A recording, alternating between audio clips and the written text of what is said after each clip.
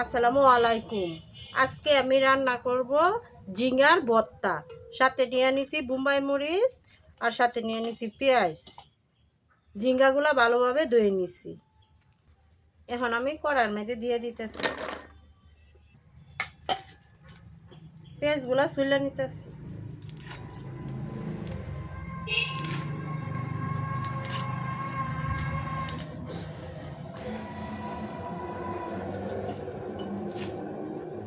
পেঁয়াজগুলো আমার চুলা শেষ। এখন ভালোভাবে ধুয়ে নিতেছি।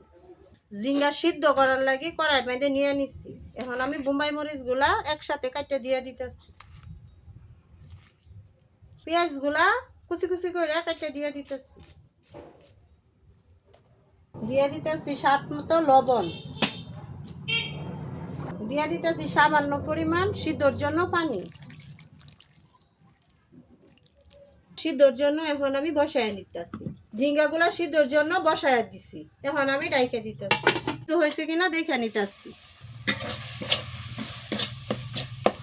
ঝিঙ্গাগুলো আমার সিদ্ধ হয়ে গেছে। এখন আমি একবারে চেটে নিতেছি। পানিটা ভালোভাবে শুকায় যাবো তাহলে। ঝিঙ্গাগুলো আমার সিদ্ধ হয়ে গেছে, নামায় নিতেছি।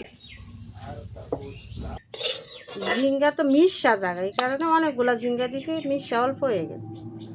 জুড়াইবার জন্য রাইখা দিছি, পরে সরষার তেল দিয়া ভালোভাবে কষলা নিয়ে এখন আমি ঝিঙ্গাগুলা ভালোভাবে মিক্স করে নিতেছি। লবণ দেই নাই, সিদ্ধ সময় যে লবণ দিছিলাম আমি সেই লবণই আমার হয়ে গেছে গা। এখন আমি দিয়ে দিতেছি সরষার তেল। আমার ভর্তাটা এখন বানানি হয়ে গেছে। এখন আমি বাড়িতে নিয়ে নিতেছি।